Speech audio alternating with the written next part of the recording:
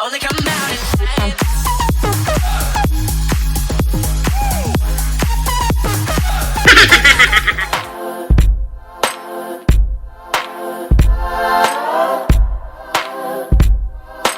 Yes, bitches, we're gonna do a MANNY MUA makeup tutorial.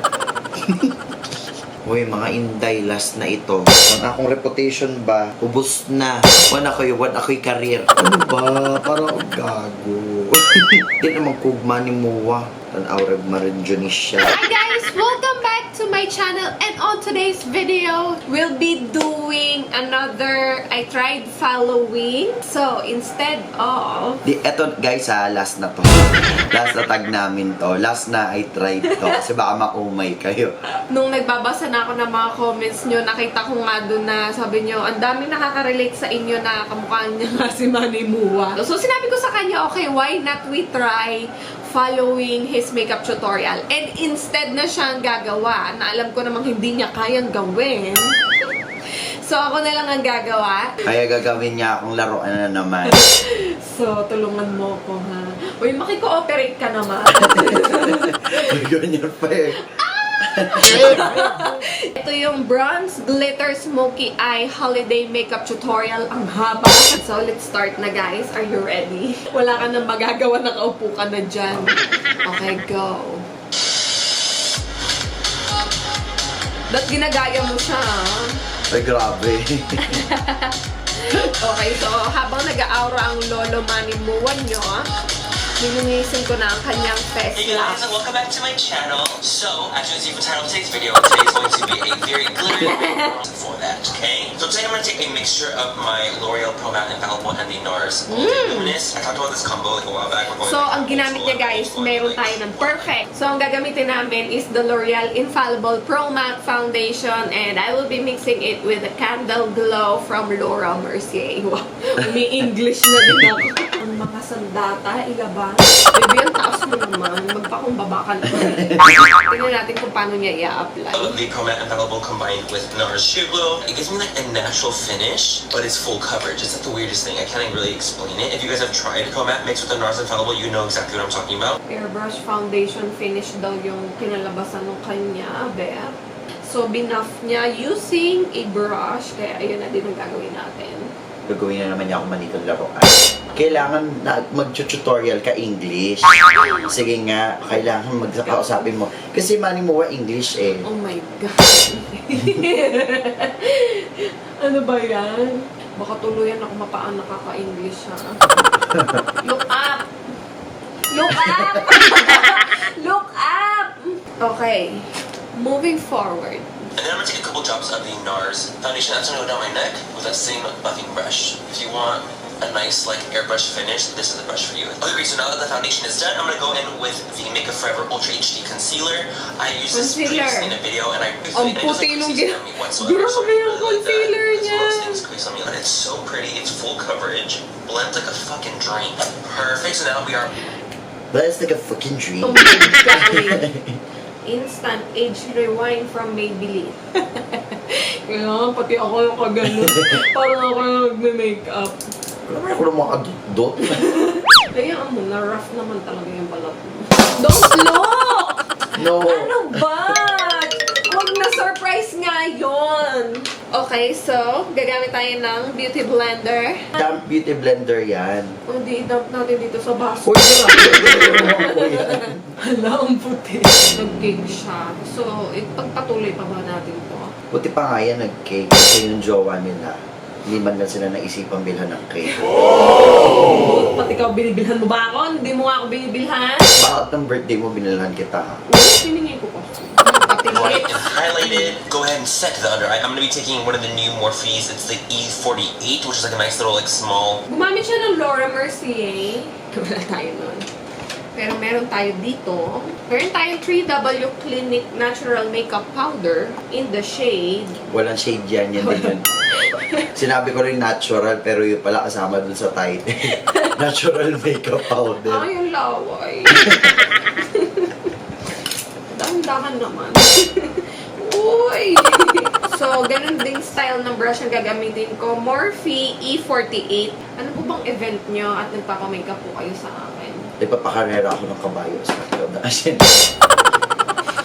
And now to set the pace, I'm going to go and take my new E41. I'm sorry, I'm just going to use all the new like elite brushes I just recently got. Because you know when you get new brushes, just like... Actually guys, nung bumili ko ng mga Morphe brush, nagtingin ako sa kanila ng mga tutorial nila and yung mga highly recommended brushes nila. Doon ako tumingin kung anong mga code, and mostly nga is magagandang brush is yung from Morphe. At dahil dyan, itong gagamitin natin, NYX.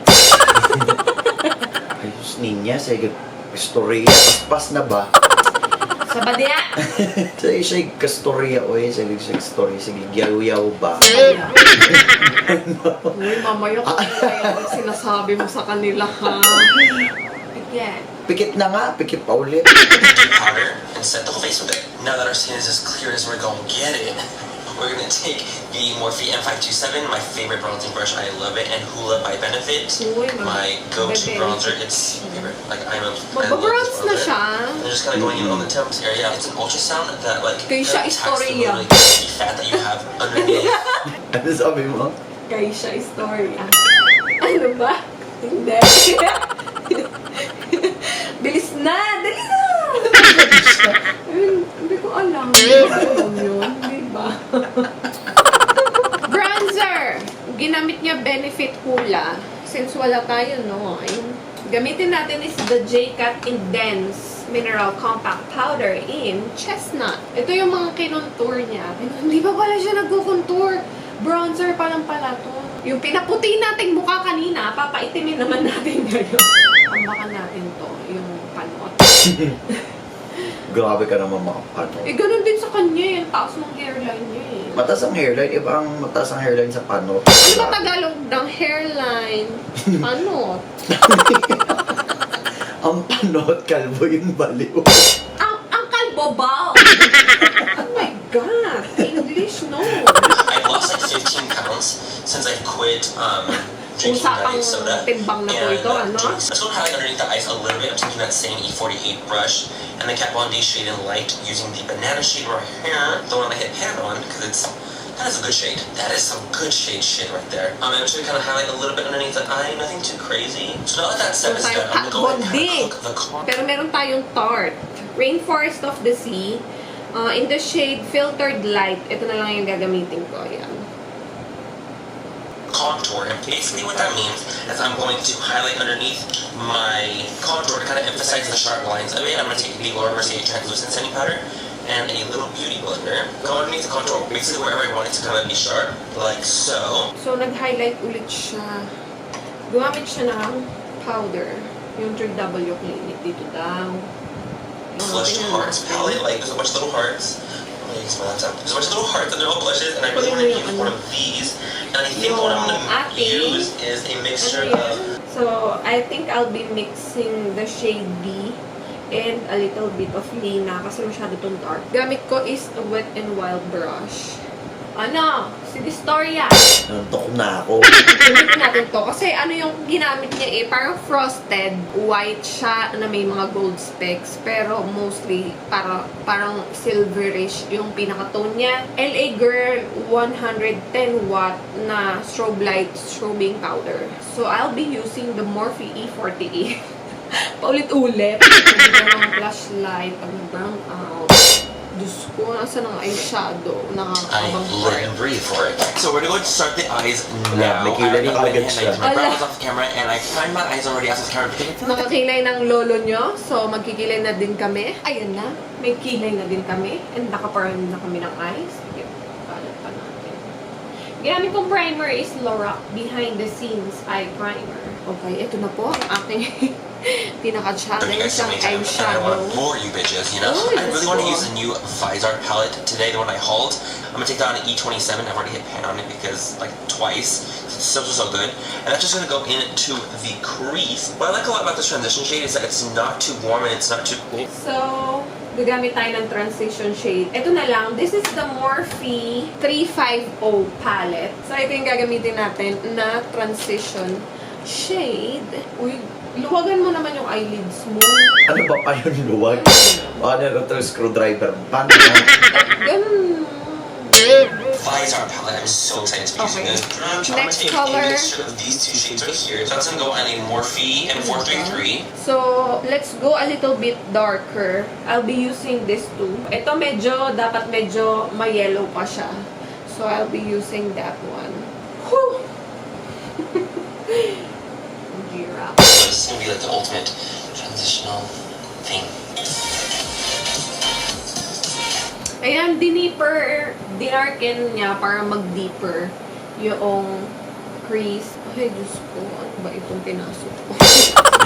Medyo may pagka-brownish kasi yung ginamit niya, no? Orangey brownish. So, I think I'll be mixing these two naman, yung nasa baba. Alam mo, maganda ay shadow eh. Yung mata mo lang ang problema. Kulang So yung mata ko kailangan mag-adjust. Oo, kulang. Dapat medyo malaki yung bukag. Anastasia Beverly Hills Fudge, which is actually part of their newest collection. They just did a new fall collection on a Morphe E36, a very small pencil brush. That's going to go into my crease for some added dimension and definition. It's going to hit the darkest of the shades. It's a very dark, chocolatey chocolate color. Put that in. Gagamitin ko yung Morphe B16 and brown yung ginamit niya, no? Ito na lang. That's going to go into my crease for some added dimension and definition. It's going to hit the darkest of the shades. It's a very dark, chocolatey chocolate color. Put that in the crease. And that out of Morphe M421, which is a very nice, just flat packing brush. It kind of reminds me of the MAC one. And I'm just going to start packing that onto the lid. It's such a beautiful bronze shade. Wala na lang siyang ginamit na So, na primer or whatsoever. So, I think I'll be mixing this one and the gold one. Ay, in fairness! Dumikit nga siya, dahil. now, tap underneath the glitter to give it more dimension. And now for the fun part, I'm going to be taking the Too Faced Shadow Entrance Glitter and MAC Reflex Bronze Glitter. Ay, may And that's going to go on top of the pag-glitter lid. si So I'm going to take that Manny. same Meron akong dalawa, guys. Pinagpipilian ko. Eyeshadow mineralized eyeshadow from MAC na Under Your Spell. Kasi yung shade niya na gold, very perfect dun sa ginamit ni Manny. Although hindi siya loose pigment. Ayan, siya yun. Then, I have the NYX Ultra Pearl Mania in the shade. Hindi ko na malaman. So, ito yung loose. So, ilalagay ko na G15 Morphe. Same brush. Oh, use sige, like the no Morphe next. Oh, it's very warm, just like this. Okay, great. So I went ahead and I did my liner off camera. Like, Ah! So, umiyak na po siya. Grabe, pasakit itong pinagagagawa niyo. Mapasaya lang namin kayo. Pinagagagawa niyo sa akin. Nagbangayan pa kami off-cam sa pag-eyeliner. Ano nang next actually, both yung hands, I need ginawa? the mirror to be this close to do it. You guys know what I mean? Like, Hala, you do nag-lashes na rin eyeliner, yata you siya. like holding your breath. So, perfect dermal decay. Mas Line madilaw yung ano niya. waterline. It doesn't have to be like fucking neat or anything like that. You just need a line. So, talagang kinover niya yung entire lower lash line niya with the black eyeliner. And for that, I'll be using Makeup Forever Aqua XL Eye Pencil. Ito guys, kahit tumiyak siya, hindi na to mahuhula. Line it. Taking the same E36 pencil brush, we're going to start just diving into the colors that we use from the Visor palette. Blend out that perversion liner a little bit. We're going to start blending out the lower lash line.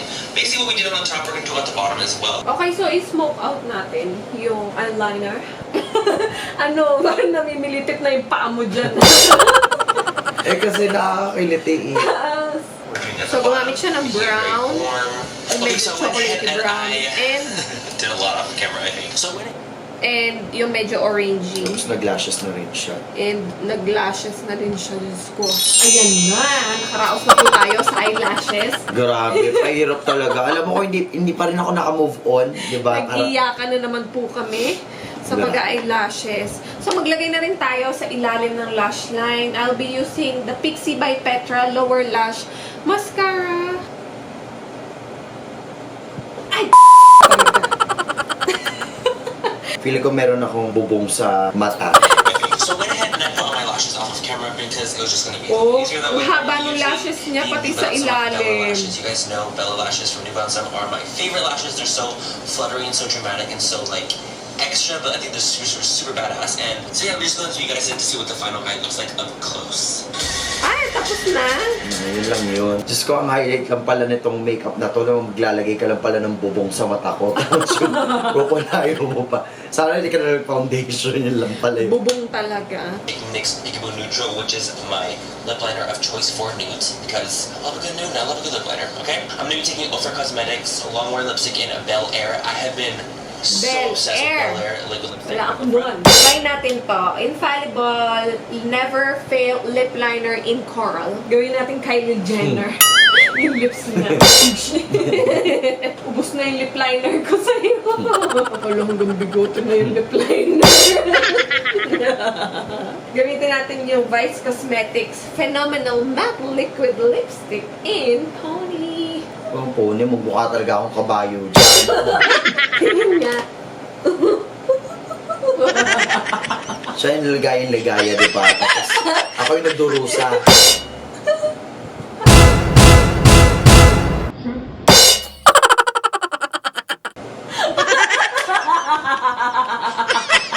Parang hindi naman ako si Manny. Parang ako si Manny Pacquiao. Elsa Droga.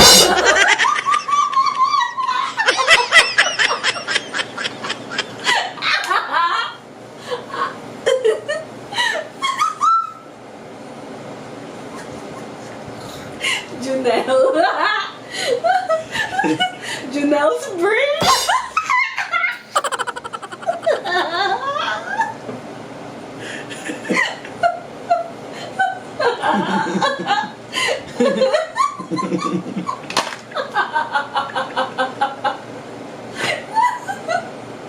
Ang sakit ng tiyan ko. Iyak na ako.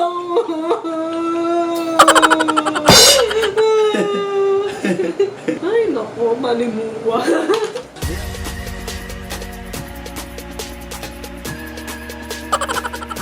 Nag-enjoy ba kayo, guys? Diyos ko. Sana napatawa ulit namin kayo. Kasi yun naman gusto niyo, mumukha na naman ako katawa-tawa. So anyways guys, if you like this video, don't forget to give us a thumbs up, subscribe to this channel, and follow us on our social media accounts. Oo, follow nyo ako, guys. Nina Rayos sa Instagram and Facebook. Yun. So, kahit na ganito yung nag-i-itsura ko, sana napatawa. Bakit? Hindi. Maganda naman mo. Well, anyways, I hope to see you guys on another video. This will be the last I tried. Kasi alam ko mauumay na kayo pag I tried ulit kami. Okay? Para maiba naman. I tried. Oo. We'll see you again on the next one. Good night. So, if you like this video, we have other videos that you can watch. Nandun siya sa gilid. And you can simply browse our playlist and yung video collection namin. Yun. yan. So, right after watching this, you can click this videos. Lashes. Ito na naman tayo sa lashes. Ah! Sakit.